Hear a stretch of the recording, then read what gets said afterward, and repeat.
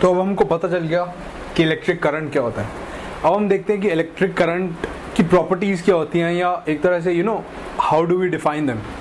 एक तो करंट जो है हमारा, we can divide it into two parts. One is the DC current, the other is the AC current.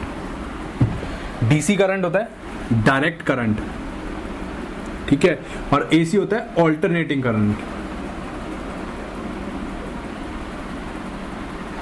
अब ये एक्चुअली में होते क्या है, इस पूरे चैप्टर के अंदर अभी हम सिर्फ डीसी करंट्स को देखेंगे, ठीक है। आपका एक अलग chapter which is called alternating current, उसके अंदर आप देखेंगे कि एसी करंट कैसे वेरी करता है। डीसी करंट के अंदर क्या होता है कि विद टाइम आई की वैल्यू यानी करंट की वैल्यू सेम रहती है, ठीक है, this is the direct current. और ऑल्टरनेटिंग करंट के अंदर क्या होता है, ऑल्टरनेटिंग करंट के अंदर alternating current variates periodically with time. जैसे कि आपने साइन कर्व देखा है, ठीक है, आपने पहले साइन कर्व देखा होगा मैथ्स के अंदर, वो पीरियोडिक फंक्शन है। सिमिलरली ऑल्टरनेटिंग करंट क्या कहता है कि जो हमारा आई है वो भी एक ऑल्टरनेटिंग है, यानी वो किसी इंस्टेंट पर सेम वैल्यू नहीं देता, ठीक है। ये इस तरीके से वेरी करता है, मतलब आई की वैल्यू टाइम के साथ इस तरीके से वेरी करती है।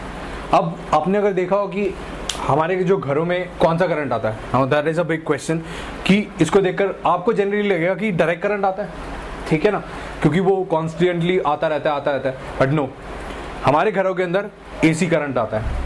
आपने कभी देखा होगा जब शॉक लगता है किसी को, या इलेक्ट्रिक करंट कोई चिपक जाता है केबल से, तो वो झटके मारता है, ठीक है। वो झटके किस लिए मारता है, it is because of alternating current, क्योंकि करंट एक बार जाता है फिर आता है, जाता है आता है। अगर डायरेक्ट करंट होता तो उसके अंदर झटके नहीं लगते। सो दिस इज द फंडा बिहाइंड द झटकेस, ठीक है।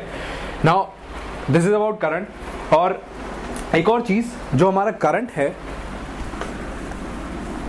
Current is not a vector quantity, ठीक है।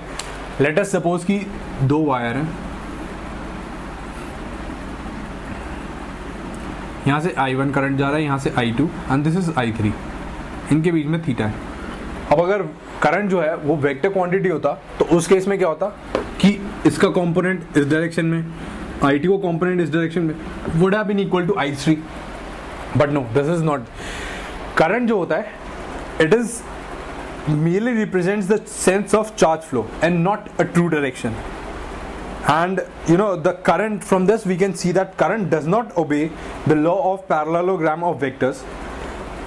जैसे कि इस केस में क्या होगा कि I1 plus I2 is equals to I3,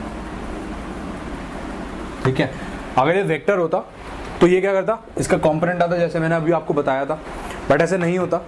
this is because कि ये सिर्फ सेंस ऑफ चार्ज फ्लो देता है, ठीक है ना, कि इस वायर के अंदर कहाँ जा रहा है। अगर ये इधर जाता तो सिंपली यहाँ पर -I1 हो जाता, अगर यहाँ पर I2 की डायरेक्शन रिवर्स होती तो -I1 हो जाता, I3 होता, then also it would have been reversed, ठीक है। तो it is not a vector quantity, alright. Now एक चीज और, मैंने आपको बताया था कि करंट जो होता है, जब भी चार्ज जो है ये हमारा मूव करता है तो करंट जनरेट होता है, ठीक है। नाउ अगर हमारा एक चार्ज सर्कल में रोटेट करता है, उसके इसके अंदर सर्कल के अंदर रोटेट करता है विद अ फ्रीक्वेंसी f, ठीक है, तो हमारा जो करंट होगा, करंट की वैल्यू होगी q इंटू एफ, ऑलराइट। ये केस अभी हम आगे और देखेंगे, आपके आगे वाले चैप्टर्स में थोड़े कॉम्प्लिकेटेड केसेस होते हैं, ये मैं आपको आगे कराऊंगा, ठीक है। अभी आपको बस ये याद रखना है, I is equals to dq by dt। इसके ऊपर एक अभी साथ साथ में कोई एग्जांपल भी देख लेते हैं। लेट अस सपोज कि I की वैल्यू अगर हमारी 3 + 2t की गिवन है, ठीक है, और हमको dq निकालना है, charge, total charge flown after time t is equals to 4 second. Let us suppose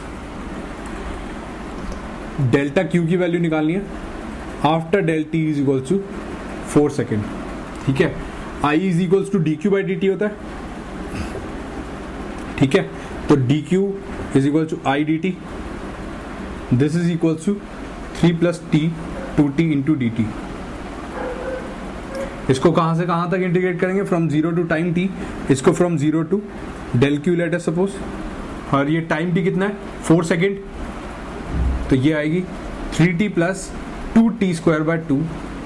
इसके लिमिट्स कहां से कहां आएंगे, from 0 to 4, so this will come out to be 3 into 4 plus 4 का होल स्क्वायर.